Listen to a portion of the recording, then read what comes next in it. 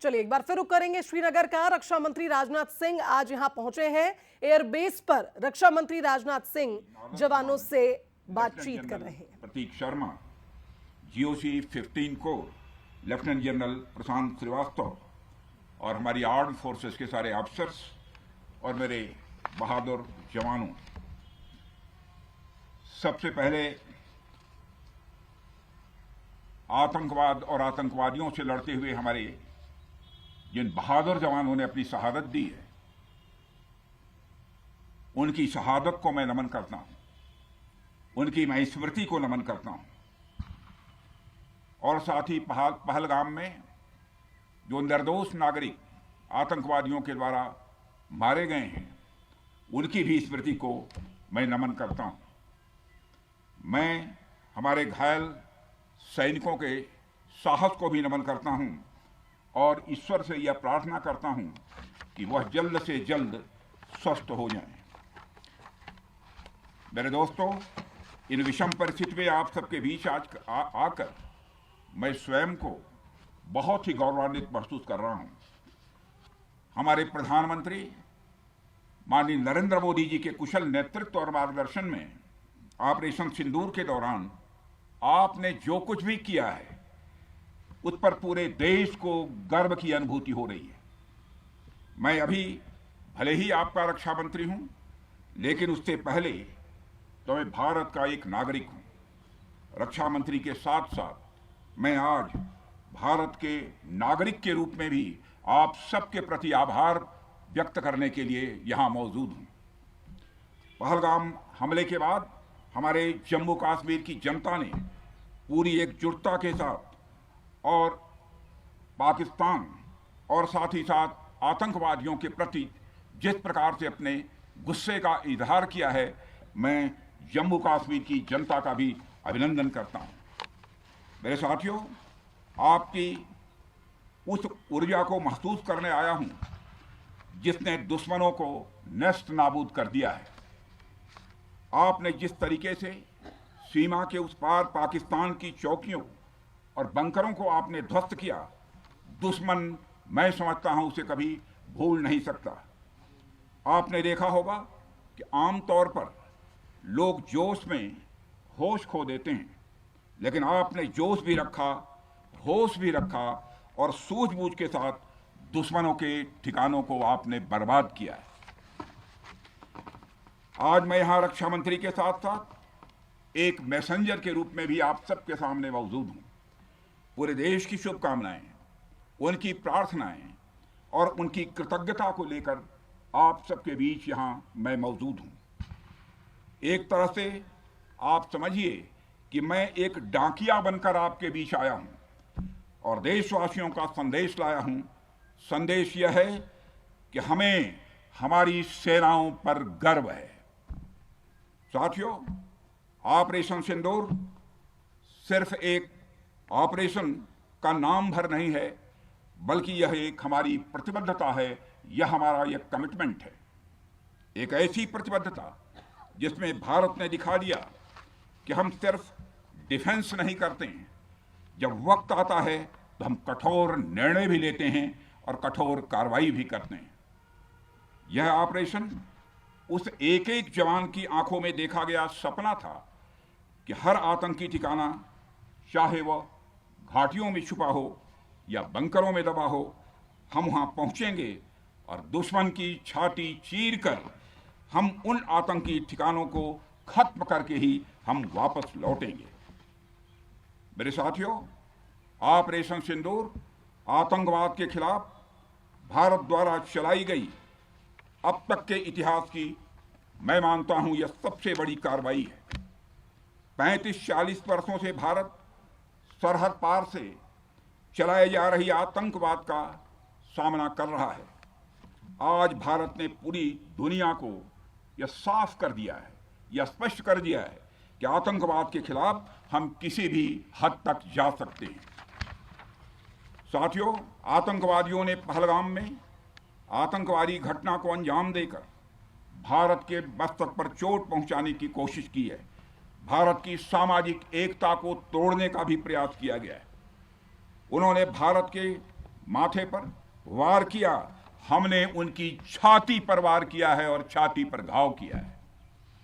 पाकिस्तान के जख्मों का इलाज इसी बात में है कि वह भारत विरोधी और आतंकवादी संगठनों को पनाह देना बंद करे और अपनी जमीन का इस्तेमाल भारत के खिलाफ किसी भी सूरत में न होने दे।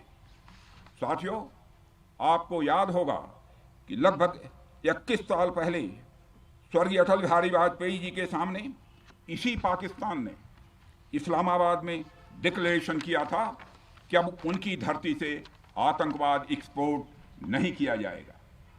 मगर पाकिस्तान ने भारत को धोखा दिया है, पाकिस्तान ने भारत को छला है और आज भी वह धोखा दे रहा है। इसका खामियाजा अब उसको भारी कीमत करके भुगतना पड़ा है और यह कीमत, यदि आतंकवादी वारदातें चलती रही तो लगातार यह बढ़ने ही वाली है। हमारे प्रधानमंत्री श्री नरेंद्र मोदी जी ने दो टूक शब्दों में आतंकवाद के खिलाफ भारत की नीति को रीडिफाइन कर दिया है, इसे परिभाषित कर दिया है, जो यह कहती है कि हिंदुस्तान की सरजमी पर किया गया कोई भी आतंकी हमला एक एक्ट ऑफ वार माना जाएगा। दोनों देशों में जो अंडरस्टैंडिंग बनी है फिलहाल वह इसी बात को लेकर है कि सरहद पार से कोई बेजा हरकत अब नहीं की जाएगी। अगर की गई तो बात निकलेगी तो बहुत दूर तक जाएगी। साथ ही हमारे प्रधानमंत्री ने यह भी साफ कर दिया है, आतंक और बातचीत कदापि एक साथ नहीं चलेंगे और अगर बात होगी तो आतंकवाद पर होगी और पाक ऑक्युपाइड कश्मीर पर ही होगी। साथियों, ऑपरेशन सिंदूर की कामयाबी ने पाकिस्तान में छिपे आतंकी संगठनों और उनके आकाओं को भी यह साफ बता दिया है कि वे कहीं भी अपने आप को महफूज और सुरक्षित न समझें। अब वे हमारे बहादुर भारतीय सेनाओं के निशाने पर हैं। दुनिया जानती है हमारी सेनाओं का निशाना अचूक है और वो जब वो निशाना लगाते हैं तो गिनती करने का काम वह दुश्मनों पर छोड़ देते हैं। साथियों, आज आतंकवाद के खिलाफ भारत की प्रतिज्ञा कितनी कठोर है इसका पता इसी बात से चलता है कि हमने उनके न्यूक्लियर ब्लैकमेल की भी परवाह नहीं की है। पूरी दुनिया ने देखा है कि कैसे गैर जिम्मेदाराना तरीके से पाकिस्तान द्वारा भारत को अनेक बार एटमी धमकियां दी गई हैं। आज श्रीनगर की धरती से मैं पूरी दुनिया के सामने यह सवाल उठाना चाहता हूं कि क्या ऐसे गैर जिम्मेदार और रोग नेशन के हाथों में परमाणु हथियार सुरक्षित हैं? मैं दुनिया के सामने यह सवाल खड़ा करना चाहता हूं। मैं मानता हूं कि पाकिस्तान के एटमी हथियारों को IAEA international atomic energy agency की निगरानी में लिया जाना चाहिए। मैं ये कहना चाहूँगा और साफ तौर पर कहना चाहूँगा।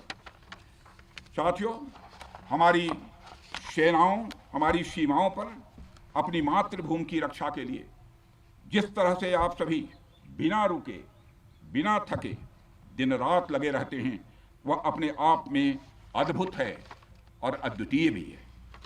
आपकी यही बातें हम सब भारतीयों के लिए मार्गदर्शक का कार्य करती हैं। यही कारण है कि मैं हमेशा आपसे मिलने के लिए उत्साहित रहता हूं ताकि आपके अंदर की ऊर्जा से हम सब भी कुछ प्रेरणा ले सकें। साथियों, आतंकियों ने पहलगाम में धर्म पूछकर हमारे निर्दोष लोगों को मारा। उसके बाद आपने जो जवाब दिया उसे पूरी दुनिया ने देखा है। उन्होंने यह नहीं सोचा कि आम नागरिकों ने उनका क्या बिगाड़ा है, उन्होंने ऐसा क्या किया है कि उन्हें मार दिया जाए। पर मैं यह कहना चाहूंगा, आतंकियों ने भारतीयों को धर्म पूछकर देखकर मारा, धर्म पूछकर मारा, तो हमने आतंकियों को उनका कर्म देखकर मारा है। उन्होंने धर्म देखकर बेगुनाहों की जान ली, यह पाकिस्तान का कर्म था। हमने कर्म देखकर उनका खात्मा किया, यह हमारा भारतीय धर्म है। एक रक्षा मंत्री के रूप में मुझे आप सबको बेहद नजदीक से वर्षों से जानने का और समझने का अवसर मिला है। मैं आपके साहस और पराक्रम को तो जानता ही हूं, साथ ही साथ पहलगाम जैसी घटना के प्रति आपके गुस्से को भी मैं अच्छी तरह जानता हूं। साथियों, मुझे पता है कि पहलगाम के बाद आपके अंदर गुस्सा था, पूरे देश के अंदर गुस्सा था। मुझे पता है कैसा महसूस होता है जब धमनियों में बह रहा रक्त बेकाबू होने लगे, और मुझे इस बात की खुशी भी है कि आपने अपने गुस्से को सही दिशा देते हुए बड़ी बहादुरी और सूझबूझ के साथ पहलगाम का बदला लिया है। रही बात पाकिस्तान की, तो उसकी बात ही क्या करूं आपसे।